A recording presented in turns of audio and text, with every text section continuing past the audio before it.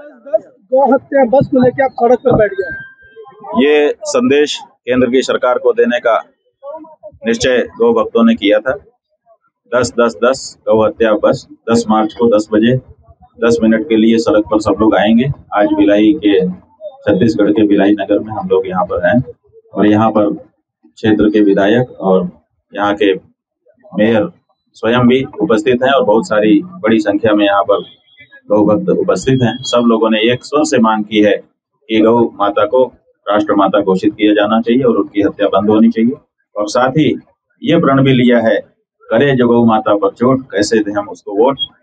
अब उसी दल को वोट हम हिंदू देंगे जो ये घोषणा कर देगा चुनाव के पहले ही शपथ पूर्वक कि हम अगर सत्ता में आए तो पहला काम गौ हत्या बंदी और गौ माता को राष्ट्र माता घोषित करने का करें। आपने कहा 75 वर्षों से ये स्थिति निर्मित हो रही है, तो अब तक पहल क्यों नहीं की गई? देखिए, पहल अपने अपने समय में हर लोग करते हैं, अपने अपने ढंग से करते हैं।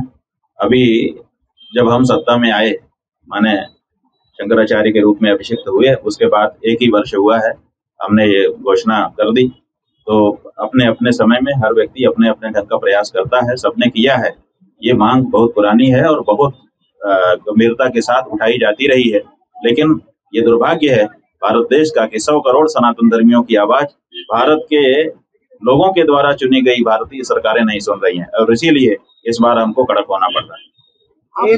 हम लोग ये चाहते हैं कि अभी तक 75 साल में जो नहीं हुआ, कम से कम अब ये प्रचार किया गया कि राम जी आए हैं, राम जी आए हैं, राम जी आ गए, तो कम से कम राम के आने पर तो अब गौ हत्या बंद हो जाए। नहीं तो जो विधर्मी है वो हंसी उड़ाएंगे कि राम जी आ गए, उसके बाद भी तुम्हारी गौ हत्या तो नहीं बंद हो पाई, गाय तो कटी रही है। तो ये बहुत बड़ा हमारे लिए कलंक होगा। आदि शंकराचार्य जी का जन्म केरला में हुआ है, आप वहाँ से क्यों नहीं शुरू किए? देखिए, हम कहीं से शुरू करें, पूरा भारत देश हमारा है। आप हमको ये नहीं कह सकते। केरला में भी हो रहा है। आज ये जो 10-10-10 कार्यक्रम है, ये केरला में भी हो रहा है, कर्नाटका में भी हो रहा है और बंगाल में भी हो रहा है। जहाँ जहाँ गौ भक्त है सब जगह कर रहे हैं और सब जगह आगे करेंगे। अभी तो हमने संकेत शुरुआत की है, अभी हमने बहुत बड़ा रूप इसका नहीं रखा है, क्योंकि हम नहीं चाहते हैं कि अचानक से समस्या उत्पन्न की जाए। बड़ी शांति के साथ केंद्र की सरकारों को हम एक संदेश प्रदान करना चाहते हैं और इसीलिए यहाँ ये शुरुआत हुई है। भारत का मध्य है मध्य प्रदेश, मध्य प्रदेश का ही एक अंग छत्तीसगढ़ है, पहले मध्य प्रदेश के रूप में था और मध्य से बैठ करके जब कोई बात कही जाती है तो पूरे देश में जाती है। इसीलिए हम लोगों ने मध्य प्रदेश को, और विशेष करके ये मिनी भारत कहलाता है भिलाई, इसीलिए यहाँ पर ये कार्यक्रम लोकसभा चुनाव आ रही है, राष्ट्रीय पार्टी है, अपनी मैनिफेस्टो में आपका जो कार्यक्रम है तो शामिल करने का मांग करेंगे? देखिए, हम मांग नहीं कर रहे हैं, हम ये कह रहे हैं कि आपके पास मौका है, आप घोषित करिए कि आप अगर सत्ता में आते हैं तो पहला काम करेंगे गौ हत्या बंदी का और गौ माता को राष्ट्र माता घोषित करने का। और नहीं, अगर ये नहीं करते हैं तो हम 2 सूची जारी करेंगे और हर हिंदू के घर में भेजने की कोशिश करेंगे। एक भाई पार्टियों की सूची और एक कसाई पार्टियों की सूची। भाई पार्टियों की सूची होगी जो गाय को भी हमारी तरह मानते हैं, और जो पार्टियां नहीं मानेंगी उनको कसाई पार्टी की सूची में रखा जाएगा। और हिंदू कसाई पार्टी को वोट दे करके गौ हत्या का पाप अपने माथे नहीं लेना चाहेगा, और हम धर्माचार्य होने के नाते अपने हिंदुओं के माथे पर गौ हत्या का पाप नहीं चढ़ने देंगे। आपने कहा कि ऐसी पार्टियों को चुने जो गौ माता की सेवा करे और गौ माता को राष्ट्र का दर्जा दे।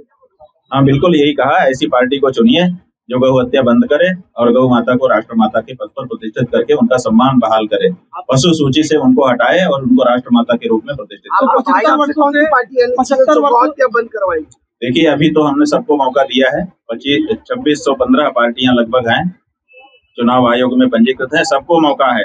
जो चाहे वो घोषणा करके भाई पार्टी में अपना नाम लिखवा सकती है, जो नहीं लिखवाएगा अंत में कसाई पार्टी में उनका नाम लिखा जाएगा। क्या मानते हैं कौन सी पार्टी ऐसा करेगी? हम कुछ नहीं मानते, हमने सबको समान अवसर दिया है। अब तो वो क्या मानते हैं वो पता चलेगा और उसी आधार पर उनका वर्गीकरण होगा। हम किसी को कुछ नहीं मानते हैं, हम ये मानते हैं कि जो भी पार्टियां हैं देश की बहुसंख्यक आबादी की भावनाओं को ध्यान में रखते हुए अब ये घोषणा करेंगी तो पता चलेगा कि उनके मन में क्या है। आपको मानते हैं महाराज, आप मार्गदर्शन दीजिए हमको। भाई, हम मार्गदर्शन देंगे जब अधिसूचना जारी होने के बाद। हमारी यात्रा है, दिल्ली तक हम पद यात्रा करते हुए वृंदावन से जाने वाले हैं। उसी बीच में जो पार्टियां हैं वो सब लिख करके दे देंगी। उसके बाद हम खुद मार्गदर्शन करेंगे। हम भाई पार्टी की सूची और कसाई पार्टी की सूची आप तक पहुंचाएंगे, चिंता मत करो आप। कई राष्ट्रीयकृत पार्टी के बड़े नेता भीख भी खाते हैं। भाई क्या कौन करता है ये हमें नहीं, हमें तो अभी ये है कि आप कानून बना के इसको रोकिए अगर रोक सकते हैं। उसके बाद हम लोगों ने गौ संसद में ये प्रस्ताव पारित कर रखा है कि जो व्यक्ति गाय का मांस खाता है या गाय के मांस का व्यापार करता है या गाय के मांस के व्यापार से प्रत्यक्ष अप्रत्यक्ष रूप से जुड़ा है, उसको हम लोग अपने हिंदू धर्म से बहिष्कृत करेंगे। राज्यों के लिए क्या मैसेज रहेगा, क्योंकि केंद्र में तो अलग अलग राज्यों के लिए मैसेज ये है कि पहले 1966 में जब गौ हत्या का बहुत बड़ा आंदोलन देश में हुआ था, उस समय ये कहा गया था कि ये राज्यों का विषय है। राज्यों के पास ये विषय भेजा गया और भारत देश के 19 राज्यों ने गो हत्या निरोधी कानून पारित कर दिया है।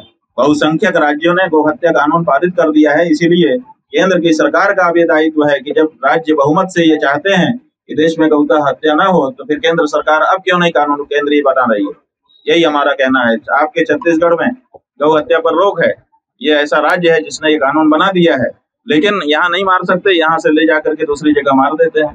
तो ये जो मौका उनको मिला हुआ है कि यहाँ नहीं मार सकते और कहीं ले जाके मार दो, कम से कम वो बंद होना चाहिए। इसीलिए केंद्रीय कानून की हम लोग मांग कर रहे हैं। गौ माता जो भिलाई की माता कही जाएगी, निश्चित रूप से स्वागत योग्य है और बहुत अच्छा फैसला है।